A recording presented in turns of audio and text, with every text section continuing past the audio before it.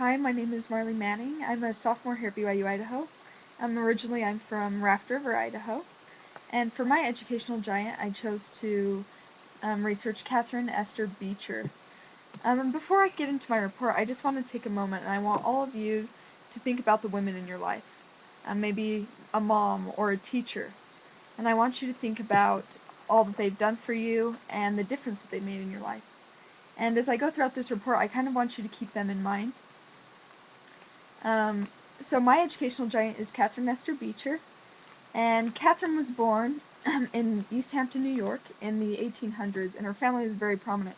Her father was a Presbyterian minister, and she was the eldest of 13 children. She was educated at home until the age of 9, where she was sent to Litchfield Female Academy, which was kind of unusual for the time.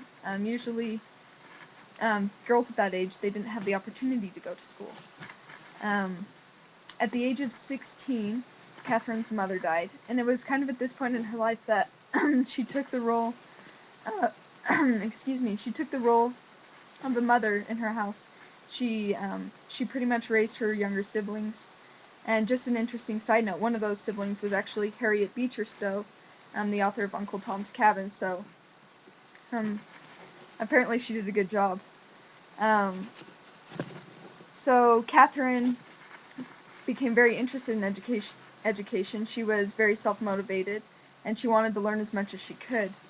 In her teens, she became a writer, and in writing, she met Alexander Fisher, who was a professor and also a publisher, and she fell in love with him. They were engaged to be married, and on the way back from England, he actually died in a shipwreck. And because of this, Catherine dedicated her life to education from that point on.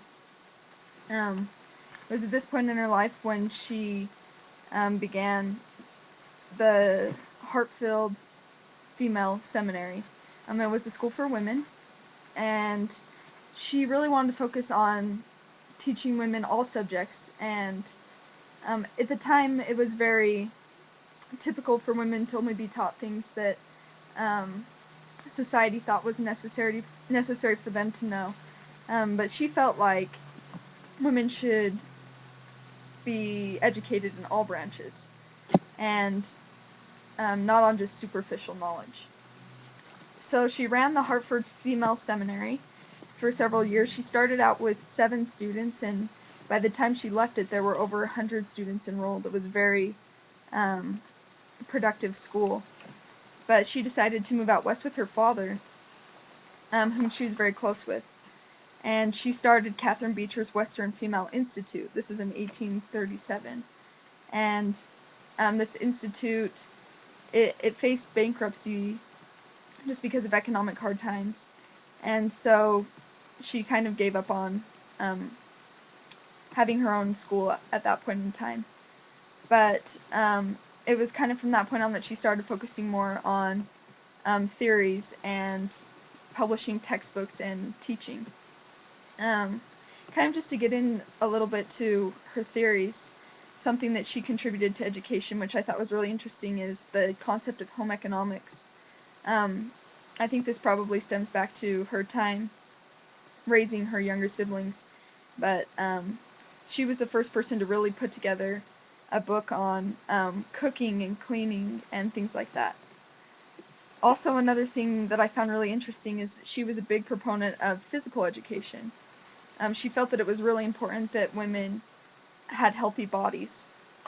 And she was actually quoted on this saying that when physical education takes the proper place in our schools, young girls will be trained in the classrooms to move head, hands, and arms gracefully, to sit, to stand, and to walk properly, and to pursue calisthenics exercise for physical development as a regular school duty as much as their studies. Which is interesting. That's kind of the direction that education has gone nowadays. We've come to realize what she knew clear back in the 1800s. And the final thing that she was a big proponent of, which I think is probably the most important thing, is the education of women. Catherine really understood what the role of the women should be in raising children and in the home. She said, "It is to mothers and to teachers that the world is to look for the character which is to be enstamped on each succeeding generation. For it is to them that the great business of education is almost exclusively committed. And will it not appear by examination that neither mothers nor teachers have been properly educated for their profession? She also said, women have acquired wisdom from the observation and experience of others on almost all other subjects, but the philosophy of direction and control of the human mind has not been an object of thought to study. And thus it appears that though it is the women's express business to rear the body and form the mind, there is scarcely anything to which her attention has been less directed. Catherine really understood the importance of the mother in teaching children, and just that women have a natural ability to teach. It was interesting because she understood this long before it became a major part of education today. If you look around, there's a lot of female teachers, and I think a lot of that can be credited to Catherine Beecher.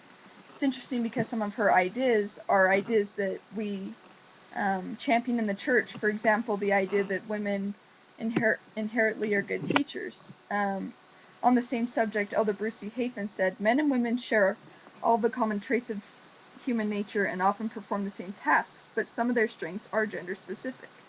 Women have certain unique gifts that have long fostered crucial civilizing functions, but we are losing what these powerful female specialties contribute to cultural cohesiveness. Women's influence begins in each society's very core, the home, where women have always taught and modeled what Alexis de Tocqueville called the habits of the heart, the mores, or civilizing habits, that create a sense of personal and civic virtue, without which free and open societies can't exist." So, in other words,